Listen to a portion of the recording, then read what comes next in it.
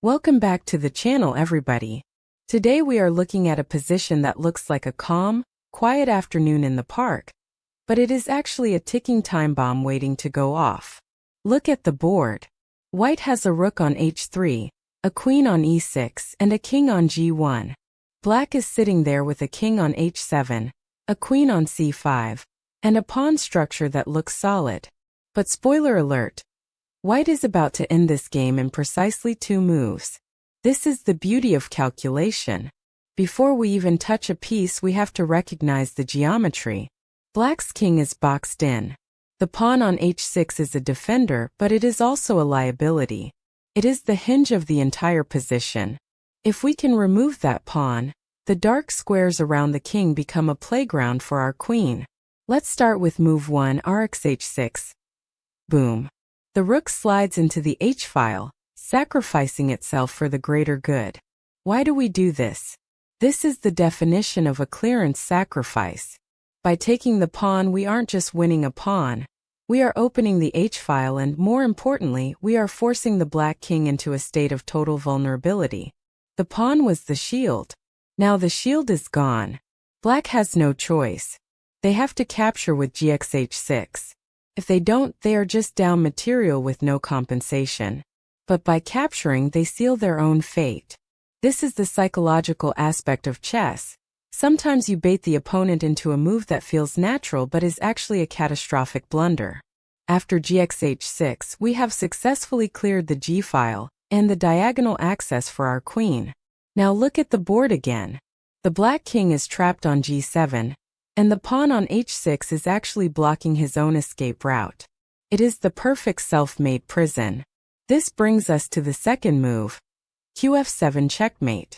The queen slides into f7, delivering the final blow. Look at the geometry. The queen is supported by the rook's previous influence, and the black king has absolutely nowhere to go. Every flight square is covered. The h6 pawn, which was supposed to be a defender, is now effectively acting as a wall that prevents the king from escaping to h8. It is a stunning, elegant finish.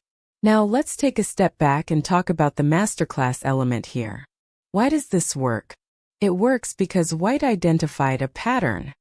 You have likely heard of the Greek gift or the smothered mate, but this is a variation of the swallow mate or the hook mate motif. The key lesson here is calculation accuracy. In a game, you might look at rx h6 and think, wait, I'm sacrificing a rook for a pawn, is that really worth it? If you don't calculate the follow-up, you will lose. But because we saw the final position of qf7, the risk becomes a certainty. This is what separates a club player from a master. A club player sees the pawn sacrifice and gets scared. A master sees the mating net and executes. Notice how the queen on e6 was perfectly placed all along. It was eyeing that f7 square, it was eyeing the king's diagonal.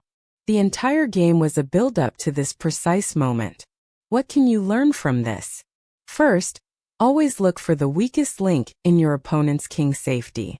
Usually, that is the pawn directly in front of the king. Second, always evaluate your forcing moves. Checks, captures, and threats. The holy trinity of tactics.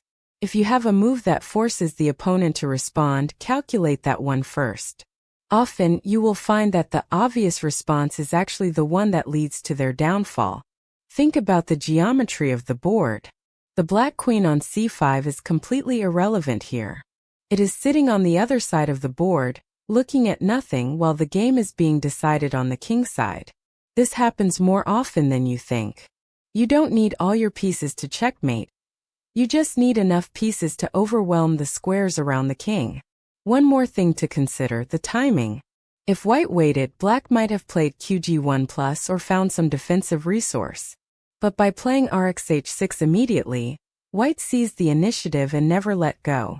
It is a ruthless, engine-like approach. When you see a tactic like this, don't just admire it. Memorize the pattern. Next time you are playing an online blitz game and you see a king trapped behind a pawn shield like that little light bulb in your head should go off. You look for the clearance.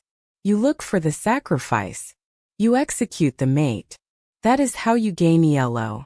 That is how you climb the ranks. I hope this deep dive helped you understand the why behind the what. Chess is a game of logic, but it is also a game of art. And this finish? This is a masterpiece.